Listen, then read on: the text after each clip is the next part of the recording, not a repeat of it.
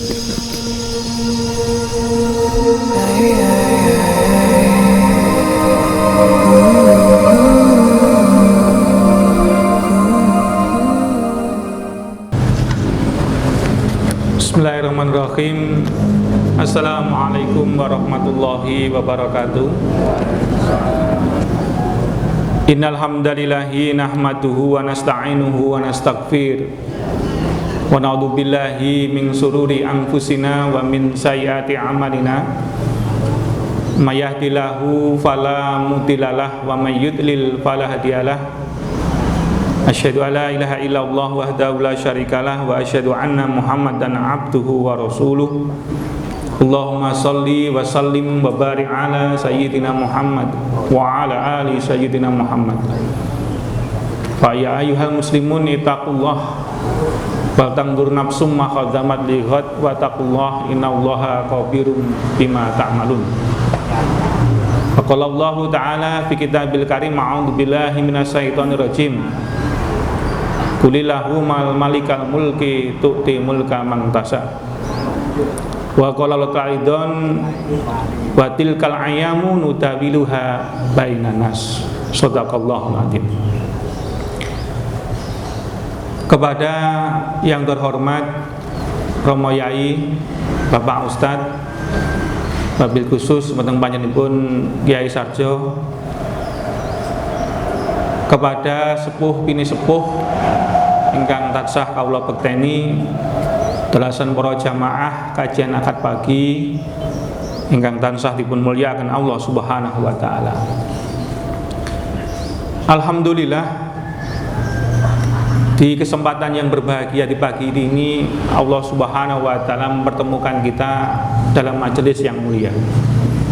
Mudah-mudahan setiap langkah yang kita niatkan untuk menuju majelis ini dicatat Allah Subhanahu wa taala sebagai bagian jariah kita dari amal Islami.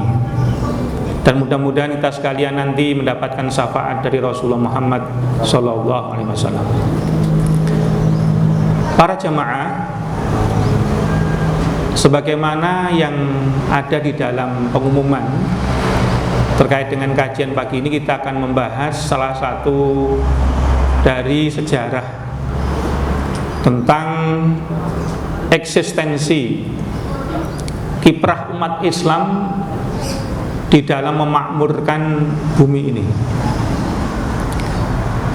Pada kesempatan yang lalu sudah kita bahas bahwa yang paling ditakutkan oleh musuh-musuh Islam itu adalah ketika generasi muda Islam sekarang itu paham dan ngerti akan sejarah daripada pendahulunya.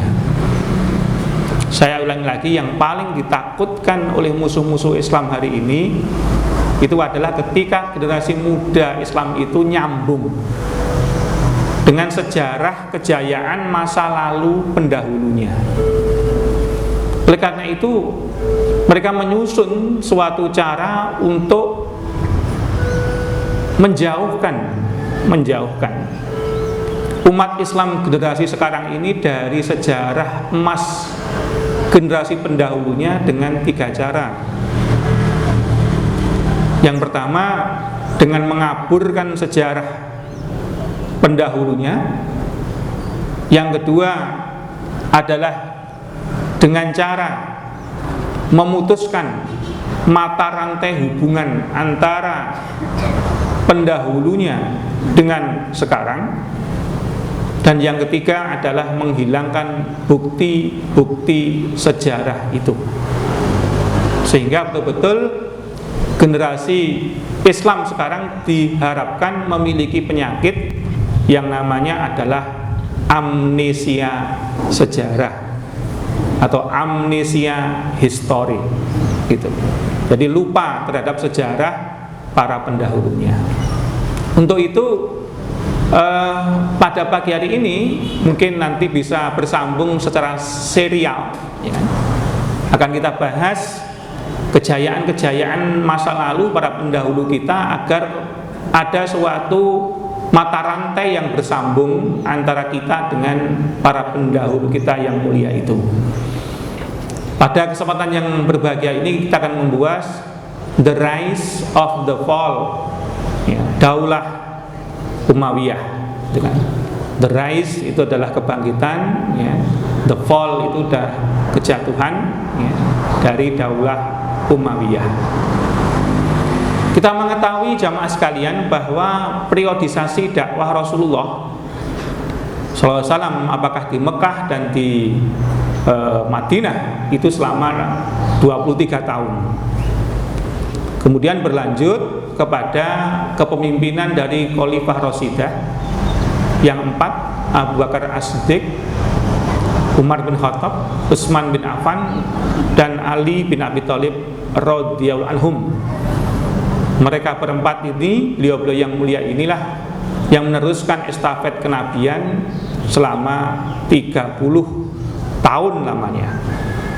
Baru kemudian bersambung kepada Daulah Umayyah selama 90 tahun. Selama 90 tahun. Nah, sebelum kami menceritakan dulu terkait dengan Daulah Umayyah, mari kita sejenak melihat apa yang terjadi di masa-masa pemerintahan Khalifah Rashidah Ali bin Abi Thalib radhiyallahu anhu. Karena masa ini adalah masa yang ada hubungannya dengan naiknya Bani Umayyah ke dalam kancah peradaban Islam. Kita mengetahui bahwa Khalifah Ali bin Abi Thalib itu memerintah selama 5 tahun lebih beberapa bulan. 5 tahun beberapa bulan. Selama pemerintahan Ali bin Abi Thalib ini, keadaan umat Islam itu menjadi kacau balau.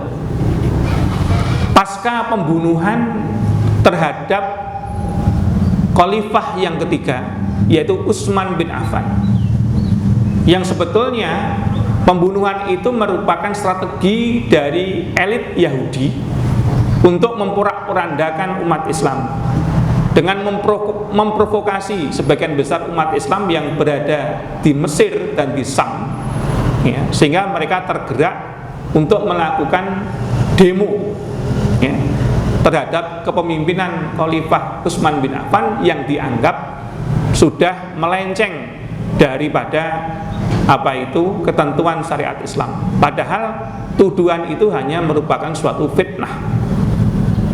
Di antara tuduhan kepada Utsman bin Affan itu adalah tuduhan bahwa Utsman bin Affan itu menggulirkan sistem pemerintahan, yaitu sistem kekeluargaan. Karena memang pada saat beliau diangkat menjadi khalifah, usia beliau sudah tua, maka beliau beristihad untuk mempercayakan pos-pos penting terkait dengan jabatan-jabatan penting kenegaraan itu kepada saudaranya, dengan tujuan agar mudah dikontrol. Yaitu yang pertama menjadikan keponakan beliau Muawiyah bin Abi Sufyan itu sebagai gubernur Sam, dan yang kedua adalah Marwan bin Hakam itu sebagai orang kepercayaan, sekretaris pribadi beliau. Ya, ini yang digulirkan bahwa pemerintahan itu adalah pemerintahan kekeluargaan, tidak sesuai dengan Islam. Padahal itu istihad dari suatu kepala negara yang boleh jadi itulah yang tepat karena beliau yang menjalani. Tapi itu di-move sampai timbul suatu pemberontakan, sampai-sampai kemudian berhasil menjebol rumah Utsman bin Affan dan membunuh beliau pada saat beliau masih membaca Al-Quran. Gitu. Maka pasca terbunuhnya Utsman bin Affan radhiyallahu anhu inilah awal terjadinya suatu perbedaan. Apa yang seharusnya dilakukan? Ya, apa yang seharusnya dilakukan? Sahabat Ammar bin Yasir radhiyallahu anhu, sahabat Abdurrahman bin Auf radhiyallahu anhu, ya, dan sahabat Ali bin Abi Thalib radhiyallahu anhu berpendapat bahwa untuk menjernihkan permasalahan terkait dengan terbunuhnya Khalifah Utsman ini, langkah pertama adalah membentuk atau harus ada pemimpin yang bisa memberikan keadilan dengan seadil-adilnya. Maka diangkatlah, ya, Khalifah Ali bin Abi Thalib sebagai Khalifah Rashidah yang keempat. Tetapi pengangkatan itu tidak lantas mendapatkan persetujuan dari sahabat-sahabat mulia yang lain. Ya. Seperti halnya sahabat Tolhah bin Ubaidillah, sahabat Jubair bin Awam radhiyallahu anhu. Itu yang tidak terima dengan kondisi seperti itu. Ya. Langkah yang tepat untuk mencari solusi dari peristiwa terbunuhnya Utsman itu adalah menangkap pembunuh-pembunuhnya, bukan mengangkat kekhalifahan. Itu pendapat dua sahabat itu. Sehingga dua sahabat itu mengajukan pendapatnya itu kepada ibunda Aisyah radhiyallahu anha, ummahatul mukminin, istri Rasulullah yang kedua, kan? Terkait dengan permasalahan itu, ya. Sehingga akhirnya terjadi suatu ide, ya, untuk mengumpulkan orang untuk menanyakan terkait dengan kesungguhan pengungkapan pembunuh daripada Utsman bin Affan itu kepada Ali bin Abi Thalib, yang pada waktu itu sudah menjadi khalifah. Gitu. Maka terjadilah suatu negosiasi, ya. Di tengah-tengah negosiasi itu entah siapa yang memulai, tapi para sahabat seperti Ibnu Katsir dalam bukunya Bidayah wa Nihayah, kemudian Yusuf Qaradawi dalam bukunya Distorsi Sejarah Islam, itu mengatakan bahwa yang memulai itu adalah pihak ketiga atau orang-orang yang terlibat dalam pembunuhan Utsman, yang pada waktu itu berada pura-pura menjadi pendukung daripada Khalifah Ali bin Abi Thalib. Yang sebetulnya Khalifah Ali bin Abi Thalib sudah tahu bahwa pembunuh Utsman itu berada di tengah-tengah pasukannya, tahu Imam Ali. Dan beliau akan memberikan pengadilan itu.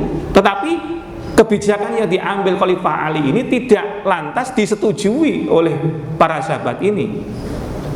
Ya. Kemudian ibunda Aisyah, Tolhah bin Ubaidillah, Jubair bin Awam, ya, upaya Ali bin Abi Thalib untuk melindungi para pembunuh Utsman. Negosiasi telah terjadi, entah siapa yang memulai. Yang jelas di tengah-tengah kepulangan dari negosiasi itu terbunuhlah sahabat Tolhah bin Ubaidillah dan Jubair bin Awam, terbunuh.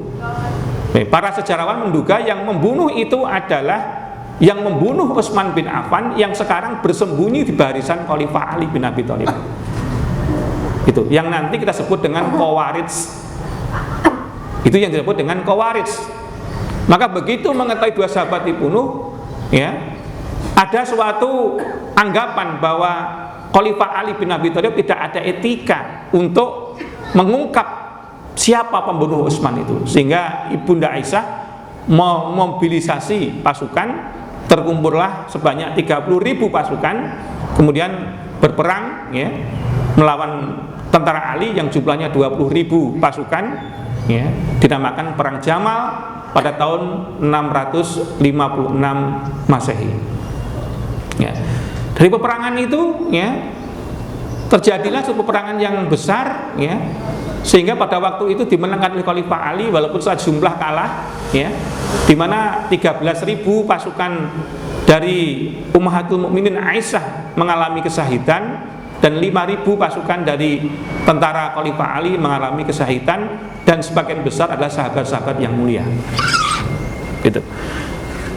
Sehingga mengapa hal ini yang terus diprovokasi oleh para orientalis bahwa watak tabiat Islam itu tidak bisa bersatu. Nah ini, padahal antara Khalifah Ali bin Abi Thalib dengan ibunda Aisyah radhiyallahu anha itu semua adalah dalam rangka istihad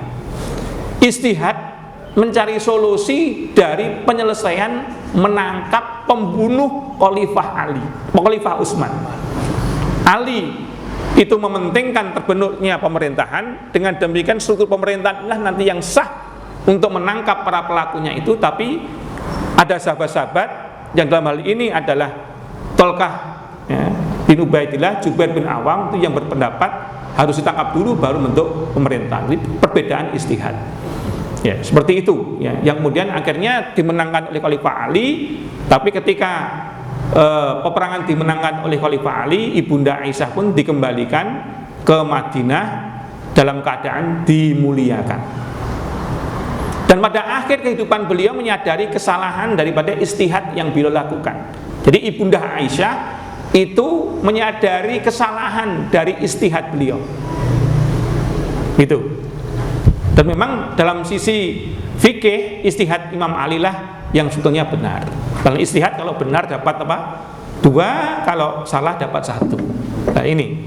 Nah, apakah setelah selesai perang Jamal itu selesai? Tidak.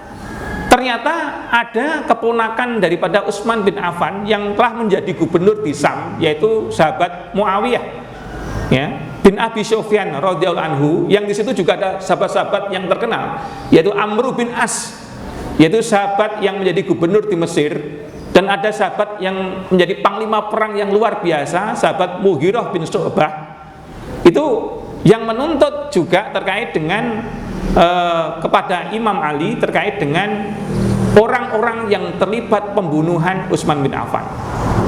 Itu antara dua kubu, Imam Ali, Abdurrahman bin Auf, ya, kemudian Amr bin Yasir, kemudian Abu Musa Ansori, ya, itu seseorang sahabat-sahabat mulia di kalangan Imam Ali, kubu Khalifah Imam Ali. Dan di pihak yang lain itu ada Mughirah bin Syu'bah, Muawiyah bin Abu Sufyan, kemudian sahabat Amr bin As, ya, itu yang menuntut kembali ditangkapnya para pembunuh Utsman. Awalnya terjadi suatu negosiasi lagi, Pak. Terjadi negosiasi lagi ya, antara dua kubu ini. Walaupun sudah membawa pasukan, tapi masih negosiasi lagi. Tapi entah siapa yang menyerang, yang jelas ada orang-orang yang menyerang tentaranya Imam Ali dan ada orang-orang yang menyerang tentaranya Muawiyah. Dan para sejarawan menduga ini sebetulnya orang-orang yang membunuh Utsman, juga yang membunuh Tolkah, ini yang membunuh Jubair orang ini. Siapa mereka? Khawarij. Ini ya Khawarij. Ini. Kemudian karena saling tuduh-menuduh, karena ada korban di kalangan pasukan Imam Ali, juga ada korban di kalangan Muawiyah, dan masing-masing belum tabayun sudah memberikan tuduhan itu, maka terjadilah peperangan yang besar di tahun 657, yaitu di suatu daerah yang namanya Siffin, ya, jika dinamakan perang apa? Siffin. Yang sebetulnya pada waktu terjadi peperangan Siffin itu, ya, terjadilah peperangan yang sangat besar, ya, di mana pada waktu itu Khalifah Ali bin Abi Thalib hampir-hampir memenangkan peperangan. Tetapi ada seorang sahabat di kubu Muawiyah yang sangat cerdik, ya, yaitu Amr bin As, ya, dengan mengangkat Al-Quran, mushaf Al-Quran di pedang ini. Kita untuk menyelesaikan masalah ini kita bertahkim kepada Al-Quran, ya. Sehingga di kalangan pendukung Imam Ali pada waktu itu merasa bimbang ketika Al-Quran, semua pasukan Muawiyah menjunjung Al-Quran di pedang itu, semuanya bingung, tidak bisa bergerak, ya. Maka Imam Ali mengatakan gempur dia, ya. Tetapi orang-orang yang membunuh Tolkah, orang-orang yang membunuh Zubair bin Awam, orang-orang yang membunuh Utsman bin Affan ini mengetahui kalau sampai ini dibiarkan, ya, ya, maka akan terjadi suatu upaya untuk menangkap mereka. Maka mereka berupaya untuk meletakkan senjata dan tidak mau berperang. Ya, ini. Padahal Khalifah Ali mengatakan itu cuma taktik, itu cuma strategi mereka. Tetapi perintah daripada Khalifah Ali bin Abi Thalib tidak diindahkan. Maka akhirnya terjadi tahkim, keputusan musyawarah, ya, di mana pada waktu itu Imam Ali diwakili oleh sahabat Abu Musa Ansori yang telah meninggal, yang telah tua. Kemudian kubu Muawiyah diwakili oleh Amr bin As berunding.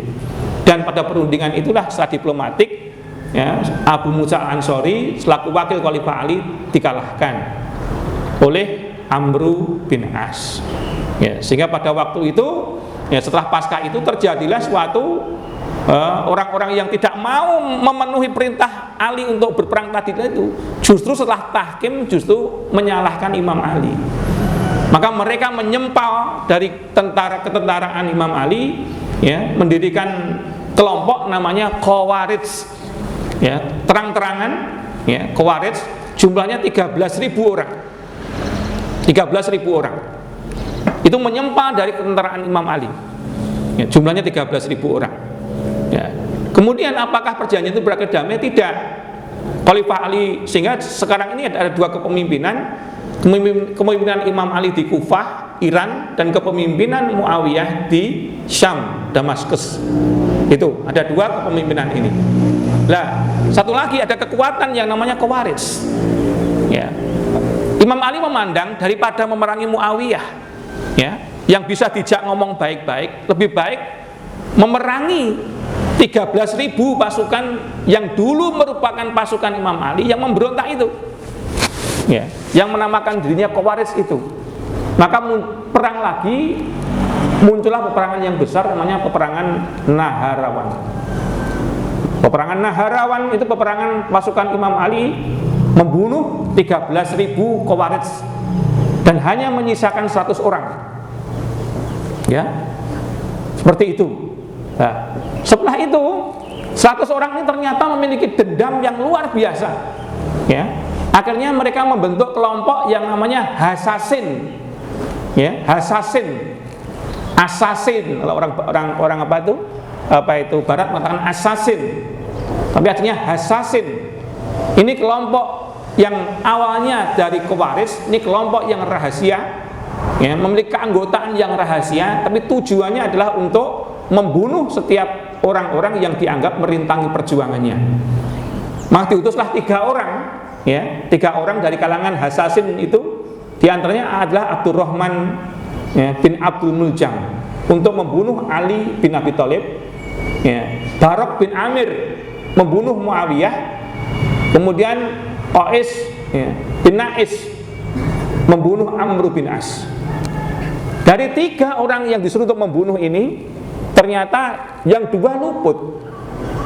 Barok, ya, tidak menemukan Khalifah Muawiyah, ya, Muawiyah sholat subuh, ya, karena pada waktu itu beliau sedang sakit, ya, sehingga luput. Kemudian Amr bin As di Mesir, ya, yang membunuh adalah Qais bin Naif itu juga luput dari pembunuhan karena pada waktu itu beliau juga tidak di Mesir, ya.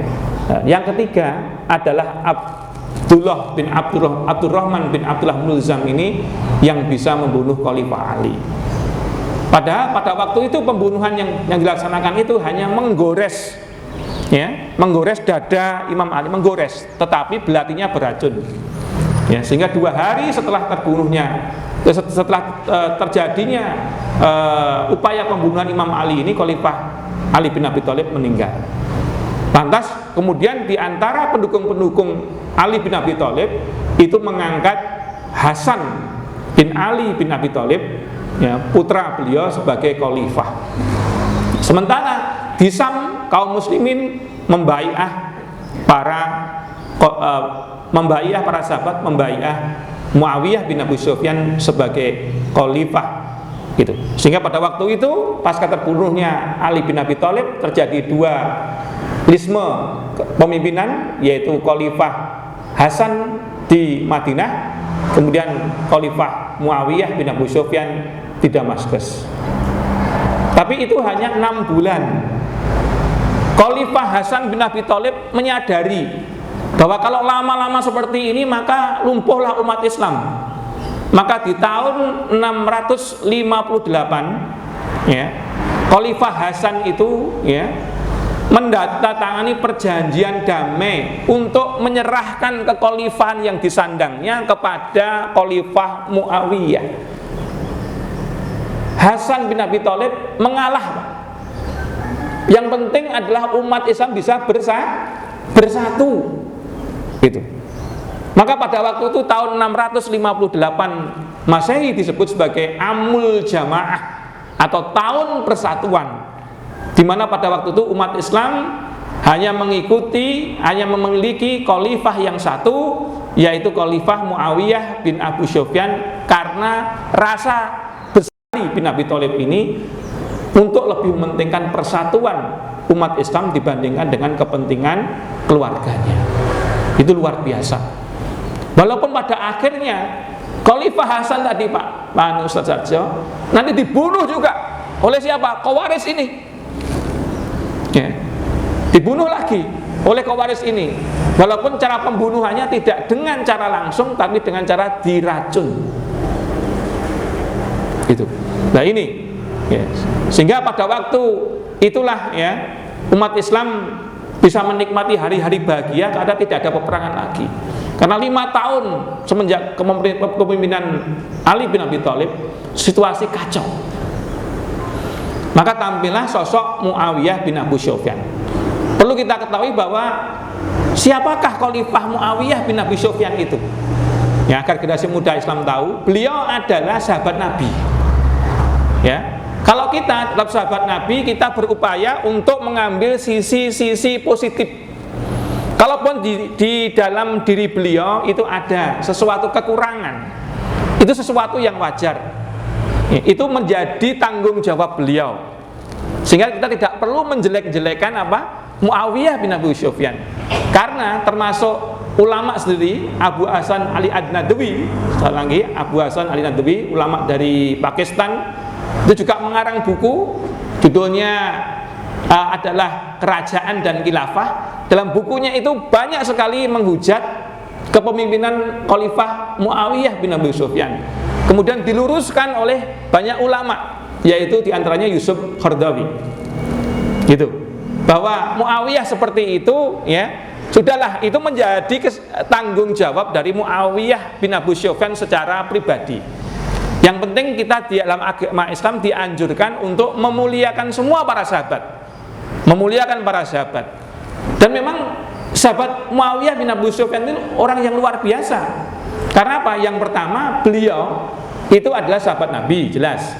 Yang kedua, beliau adalah di antara 5 dari sekretaris Nabi yang menulis Quran, ya. Di samping apa itu sahabat Abu Hurairah, ya. Kemudian Bilal bin Rabah, Zaid bin Sabit, kemudian Marwan bin Hakam, ya. Maka yang kelima adalah Muawiyah bin Abi Sufyan. Ini sahabat yang luar biasa. Gitu.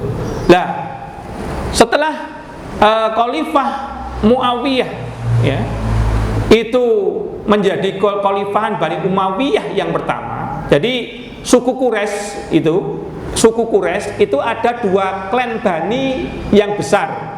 Yang pertama adalah klan Bani Hashim, dan yang kedua adalah klan Bani Umayyah. Klan Bani Umayyah itu diantaranya Abu Sufyan, ya, kemudian Utsman bin Affan, gitu kan. Kemudian apa itu Muawiyah bin Abu Sufyan, Amr bin As ini. Sedangkan klan Bani Hashim itu adalah Khalifah Ali bin Abi Thalib, ya. Kemudian klan Abdurrahman bin Auf, ya, dan sebagainya. Jadi ada 2 suku ini, dan nanti akan mewarnai 2 suku ini, Bani Hashim dan Bani apa itu Umayyah, akan mewarnai sejarah Islam yang akan datang, bentuk dan formatnya. Itu kembali kepada sosok Muawiyah. Sosok Muawiyah ini sahabat Nabi, beliau orang yang cerdas, pintar, lembut hati, ahli ulung dalam hal politik. Ya. Jadi kelihayannya dalam berpolitik luar biasa, Muawiyah bin Abi Sufyan ini. Maka langkah yang pertama yang dilakukan oleh Khalifah Muawiyah bin Abu Sufyan setelah menduduki kekhalifahan, maka beliau memindahkan ibu kota dari Madinah ke Damaskus. Gitu. Kalau Khalifah Ali bin Abi Thalib dari Madinah ke Kufah. Ya. Mengapa kok para Khalifah Ali bin Abi Thalib, ya, memindahkan ibu kota dari Madinah ke Kufah, Iran? Khalifah Muawiyah memindahkan dari Madinah kemudian ke Damaskus. Mengapa? Karena kedua beliau yang mulia ini menginginkan Madinah dalam kondisi yang stabil, ya. Karena kenyataannya memang kita mengetahui sahabat Nabi itu jumlahnya berapa, Bapak Ibu? Berapa? Sahabat Nabi itu jumlahnya 100.000, ya. Tetapi yang dikuburkan di Baqi itu hanya 12.000. Artinya yang 88.000 itu pekuburannya entah di mana, kita nggak pernah mengetahui. Itu. Di banyak sahabat dikhawatirkan kalau terjadi friksi Madinah bisa mengancam eksistensi Madinah, maka dipindahkan di Damaskus. Damaskus itu sekarang adalah Suriah, yang dulu masuk Sam. Sam itu adalah suatu wilayah yang sekarang jadi 4 negara, yaitu Palestina, Yordania, Suriah, Libanon. Ini sekarang 4 negara itu namanya dulu Sam. Ini sekarang jadi 4 negara, Palestina, Suriah, kemudian Yordania, Libanon, itu namanya Sam. Nah, pada waktu itulah ketika beliau menjadi khalifah, ya, maka yang dilakukan adalah melakukan pembenahan besar-besaran terkait dengan sistem kenegaraan yang tidak dilakukan oleh 4 khalifah Rasidah ini. Apa aja yang pertama? Yang pertama adalah membenahi sistem ketentaraan, sehingga ketentaraan di zaman Khalifah Muawiyah ini adalah ketentaraan yang modern. Sudah ada jenjang kepangkatan, sudah ada jenjang penggajian yang nanti menjadi kiblat bagi daulah Islam pelanjut dari daulah Umayyah gitu. Kemudian beliau juga memperbaiki sistem birokrasi, ya. Sistem birokrasi militer dalam sistem birokrasi modern itu sudah dirintis mulai Muawiyah. Yang namanya legislatif, yudikatif itu sudah ada. Dengan istilah-istilah bahasa Arab, adanya lembaga eksekutif, yudikatif, legislatif itu sudah ada. Sudah ada di zamannya Muawiyah bin Abu Sufyan. Bahkan beliau memodern sistem pengadilan berjenjang. Jadi semua masalah tidak langsung pada khalifah, tapi ada qadhi di tingkat kabupaten, ada qadhi di tingkat provinsi, ada qadhi di tingkat negara. Sudah terjadi. Bahkan yang paling berjasa juga beliau adalah memperbaiki sistem pengiriman barang, yang mengenalkan sistem pos, kantor pos jauh sebelum Barat itu mengenalkan pos.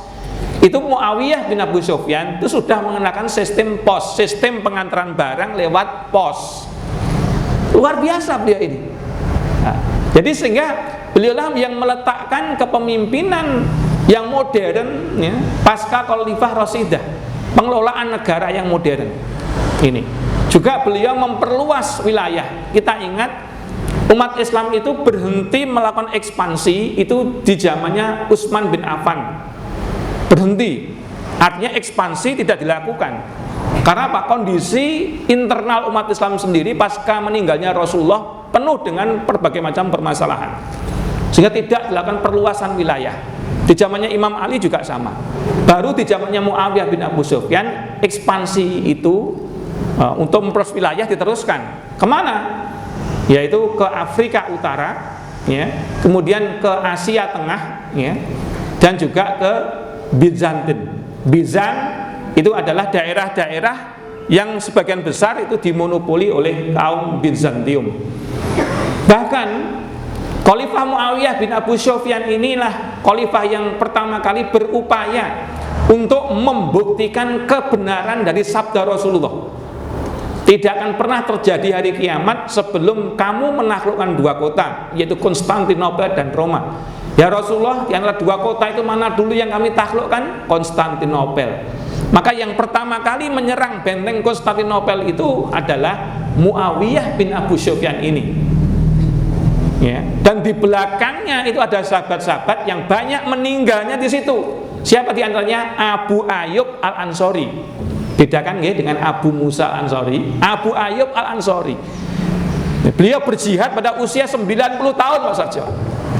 Bayangkan, beliau berangkat untuk ke Konstantinopel itu umur 90 tahun.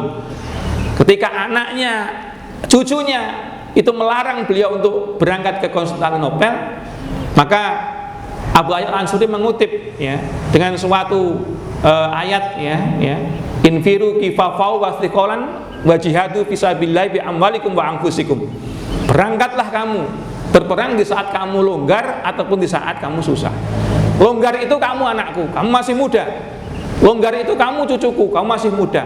Sedangkan sempit itu kondisi bapakmu sekarang ini, kakekmu ini yang sekarang walaupun tua tapi tetap diwajibkan untuk berangkat berjihad. Maka beliau pun berangkat berjihad walaupun pada akhirnya beliau syahid, ya, dan syahid beliau adalah di bawah benteng Konstantinopel. Sehingga pada saat Muhammad Al-Fatih, ya, itu merebut pada tahun 1453, maka kuburan daripada sahabat Abu Ayyub Al-Ansari ini dibawa ke Turki, sehingga beliau sekarang ini makamnya adalah di Turki. Ini luar biasa. Jadi penaklukan Konstantinopel sudah dimulai dirintis umat Islam di masa Muawiyah bin Abu Sufyan, yang nanti juga mengilhami para penguasa-penguasa berikutnya. Kemudian Muawiyah memerintah berakhir sampai tahun 680, ya. Setelah beliau wafat, maka beliau itu mengangkat putra beliau yang namanya Yazid bin Muawiyah atau Yazid pertama. Nah, ini adalah juga masih diperdebatkan di kalangan para ulama. Ini merupakan sebuah kekeliruan, ya, atau sebuah istihad yang keliru, bedakan ya. Ini sebuah kekeliruan atau istihad yang keliru. Kalau saya cenderung ini istihad yang keliru. Mengapa? Karena kita ketahui sistem kekhalifahan Rasidah itu diangkat berdasarkan sistem surah, ya, surah ahli wa akdi. Sahabat-sahabat utama bersurah mengangkat sahabat untuk salah satu sahabat di antara ahli wa akdi ini sebagai khalifah. Umar, Abu Bakar, Umar, Utsman, Ali itu dari majelis surah terbatas yang ahli wa akdi ini. Tetapi dalam Muawiyah beliau berpandangan sekarang ini umat Islam sedang terkotak-kotak. Ada pengikutnya Ali yang belum puas, yang namanya Syi'i, yang nanti kemudian menjadi Syiah. Jadi Syiah itu dulunya hanya permasalahan perbedaan politik, pandangan politik. Itu bukan masalah akidah sebetulnya kaum muslimin. Kemudian Khawarij, juga ada kelompok Khawarij. Ini juga masih memiliki dendam gitu. Kemudian ada sahabat-sahabat utama yang pada Muawiyah. Sehingga perpandangan Muawiyah kalau diantaranya dikembalikan ke surah, yang terjadi ada mungkin kembali pada saat eranya zaman Ali bin Abi Thalib, perang lagi. Itu pertimbangannya Muawiyah mengangkat putranya Yazid bin Muawiyah. Walaupun pada akhirnya, ya, para sahabat akhirnya setuju. Sahabat-sahabat di Madinah setuju, ya. Tetapi ada dua orang yang tidak setuju terkait dengan pengangkatan Yazid bin Muawiyah sebagai khalifah pengganti Muawiyah. Sahabat itu adalah Husain bin Ali, ya. Dan yang kedua adalah sahabat Abdullah bin Zubair. Itu Abdullah bin Zubair tidak menyetujui itu. Maka setelah kekhalifahan Yazid bin Muawiyah ini, di mana dia sudah mewarisi kerajaan yang settle, ya, kerajaan yang sudah kuat, ya. Sehingga mengapa kita simpulkan bahwa di masa Yazid bin Muawiyah itu dari kekhalifahan berubah menjadi monarki. Apa monarki? Kerajaan. Mengapa kok kerajaan? Ya karena sistem pergantian kekuasaan tidak surah, tapi pengangkatan keturunan. Ya. Nanti sampai Daulah Utsmaniyah bersambung. Jadi mulai Daulah Umayyah, Daulah Abbasiyah, Daulah Utsmaniyah pun juga nanti adalah terkait dengan sistem monarki, tetapi masih menggunakan sebutan khalifah. Tidak menggunakan sebutan Amirul Mukminin lagi. Khalifah. Gitu. Ada empat kata dalam Al-Quran yang sekarang ini sampai sekarang masih dibenci oleh orang-orang munafik. Apa Pak? Ada 4 perkataan dalam agama Islam yang sampai hari ini orang munafik itu masih benci. Apa? Yang pertama adalah syariat. Ini, ya. Ini kata-kata yang masih dibenci ini. Yang kedua jihad. Ini kan? Ini.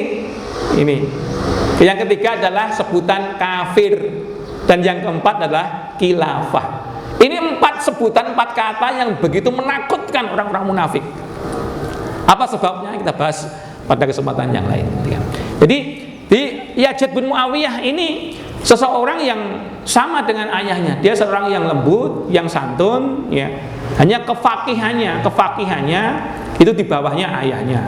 Ya, keulungannya di bidang politik di bawah ayahnya. Tapi beliau adalah seorang yang baik. Nah, di masa pemerintahan beliau ini, karena ada seorang sahabat yang juga merupakan cucu Rasulullah, yaitu Husain bin Ali, yang tidak mengakui kekhalifahan Yazid, maka ada sahabat-sahabat yang berada di daerah Iran, ya, Irak, kemudian di Madinah, itu yang membai'ah Husain sebagai khalifah, pengganti daripada Muawiyah. Sehingga pada waktu Khalifah Yazid bin Muawiyah menjadi khalifah, ada dua matahari kembar. Yang satu di Madinah, yaitu Khalifah Husain bin Ali. Yang kedua Khalifah Yazid bin Muawiyah di Damaskus. Itu jadi. Sampai kemudian terjadi suatu pergolakan, ya, politik yang sama menjelang terjadinya pergolakan di masa Khalifah Ali, yaitu adanya suatu pemberontakan oleh pengikut-pengikut Ali, sampai kemudian gubernur Daulah Bani Umayyah di Iran, ya, itu dibunuh, Pak. Ya, ini gubernur Bani Umayyah di Iran dibunuh, kemudian digantikan oleh pengikut Ali, ya. Tapi tidak begitu lama, itu juga khalifah yang gubernur yang dari kelompok Ali bin Abi Thalib juga diturunkan oleh tentaranya Yazid bin Muawiyah di bawah kepemimpinan Usamah bin Ja'ad, bukan Usamah bin Ja'ad sahabat, bukan. Ini nilai Ibnu Zaid gitu ada. Sebutannya Ibnu Zaid. Ini. Nah, pada saat itu terjadi suatu peristiwa di mana peristiwa ini menjadi suatu awal dari berdirinya kelompok yang kedua dari Islam setelah Khawarij yang menyempal, yaitu kelompok Syiah. Yaitu terjadinya peristiwa Padang Karbala.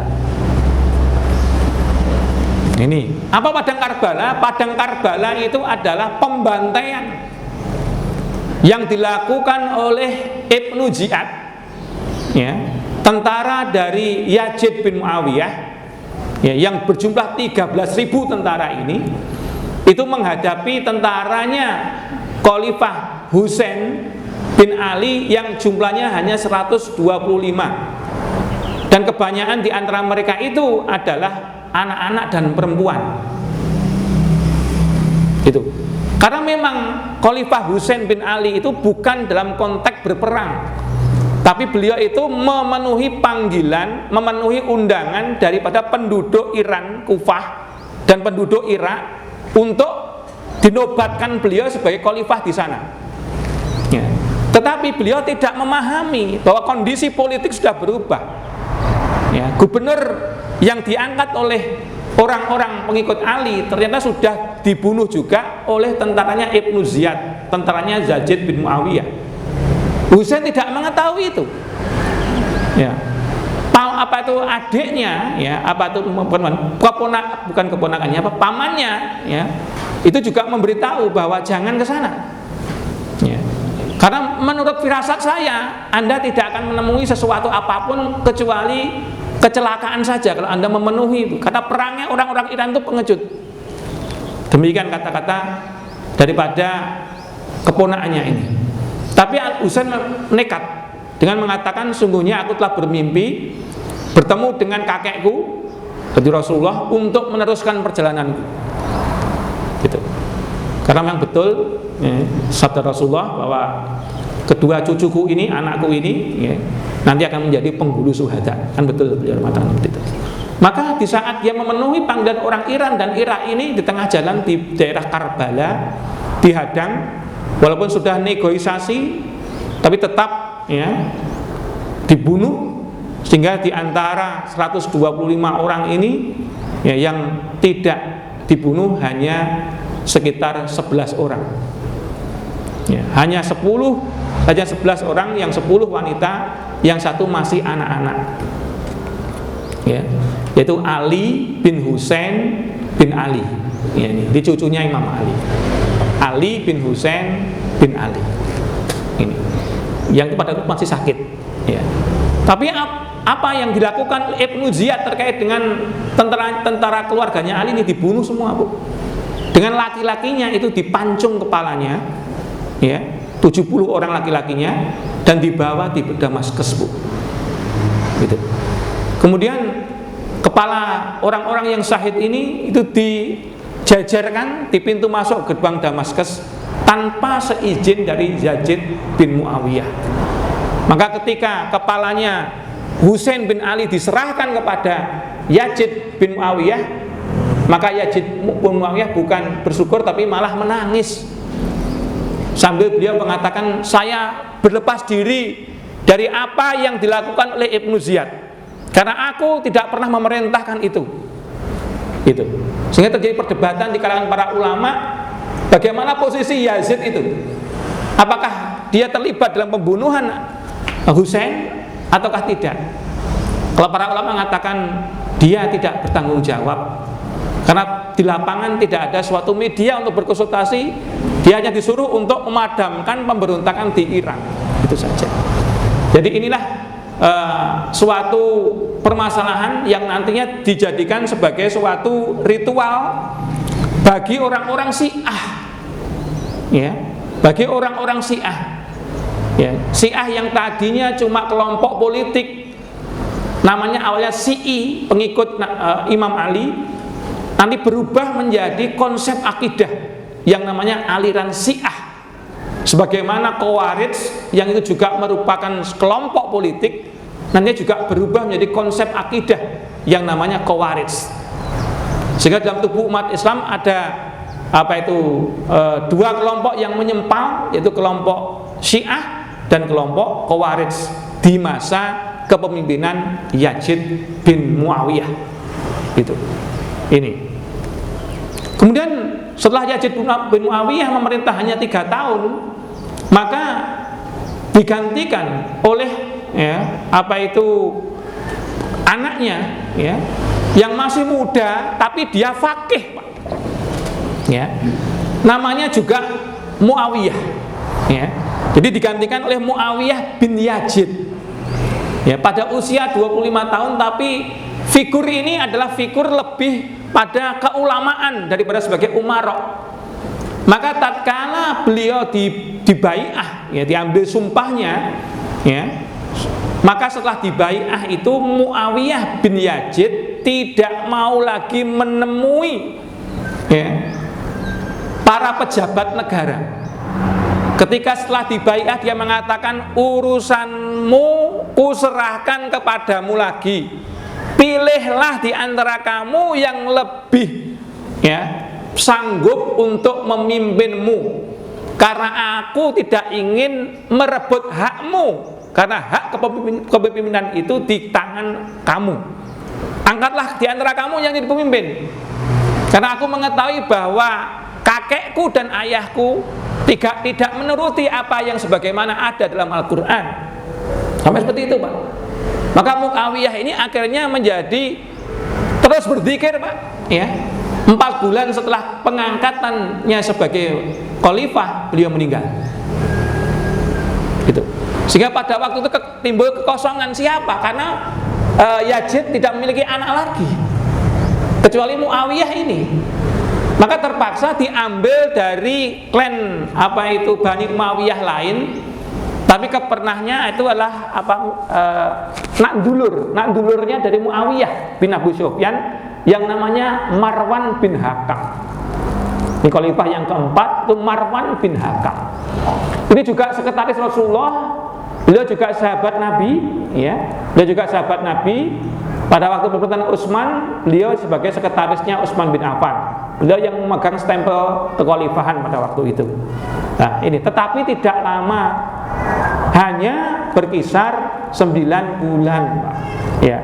Sehingga pada saat terjadinya peralihan kekuasaan di tangan Marwan bin Hakam ini, maka kondisi politik belum stabil, ya, sehingga yang dilakukan beliau adalah hanya satu yang dilakukan beliau, yaitu membenahi takaran timbangan itu dibenarkan oleh beliau karena beliau tidak ingin terjadi pendoliman dalam hal muamalah. Itu dibenahi, sistem timbangan itu dimodernkan di zamannya Marwan bin Hakam gitu. Dan yang kedua itu adalah penerbitan daripada uang. Jadi keuangan di masa kedua, bahkan di masa Khalifah Rashidah, sistem uangnya itu sistem keuangan yang digunakan mata uang dari Bizantium. Itu belum mata uang Islam sendiri. Di masa Marwan bin Hakam inilah umat Islam memiliki mata uang sendiri dan dicetak sendiri. Itu prestasi yang dilakukan oleh Marwan bin Hakam. Beliau tidak lama, hanya 9 bulan memerintah, untuk kemudian beliau digantikan oleh putranya Khalifah yang kelima, yaitu Abdul Malik bin Marwan. Inilah awal dari sejarah kejayaan, kemuliaan dari Bani Umayyah.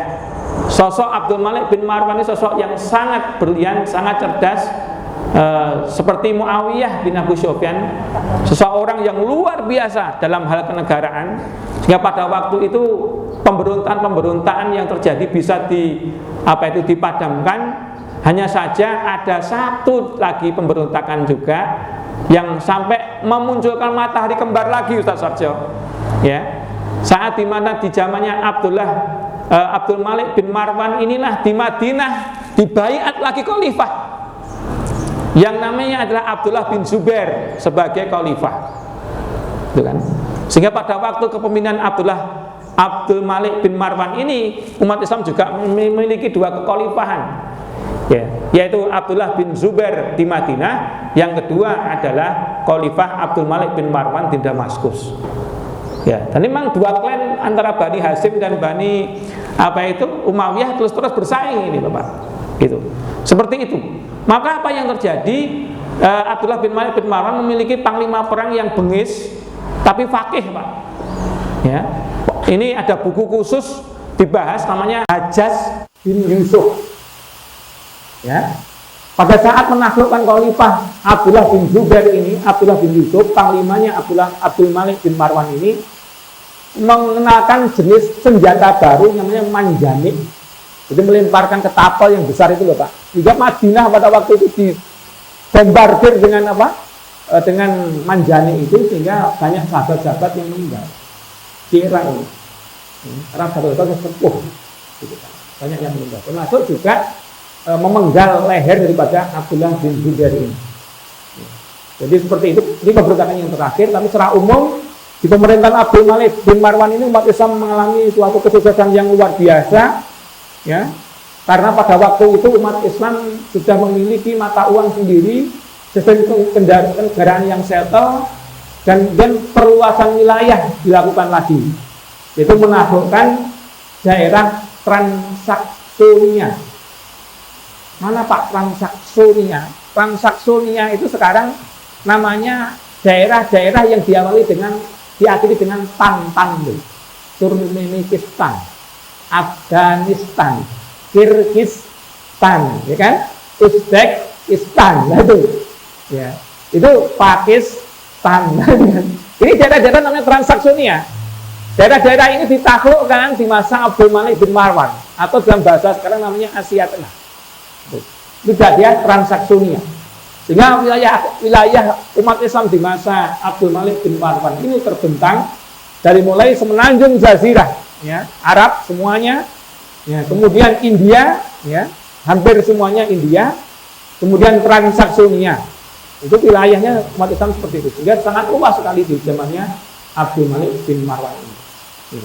Kemudian yang puncaknya lagi adalah ketika Abdul Malik bin Marwan sudah, dan juga di dalam pemerintahan Abdul Malik bin Marwan itu diperbaiki Masjid Nabawi, ya, karena setelah terjadi peperangan dengan Hajjaj bin Yusuf dan Abdullah bin Zubair, Madinah hancur, maka Masjid Nabawi diperbaiki lagi menjadi indah, ya, seperti sekarang yang kita lihat itu, ya. Kemudian juga memperbaikan pembangunan The Dome of Rock, atau masjid Karang Batu, Kalau panjenengan mirsani di gambar-gambar ada yang di dekat Masjid Aqsa itu adalah ada bangunan kubah emas ya. Ada masjid kubah emas. Itu bukan Masjid Aqsa itu yang kuning itu ya, bukan. Tapi Masjid Aqsa masih 1 kilo ya, di selatannya. Ya, tapi yang agak tinggi itu masjidnya The Dome of Rock, masjid kubah batu. Nah, itu yang membangun adalah Abdul Malik bin Marwan. Itu pada di Palestina, ketika nanti mau ziarah ke sana, ada masjid kubah emas, itulah masjid The Dome of Rock di zamannya Abdul Malik bin Marwan itu dibangun.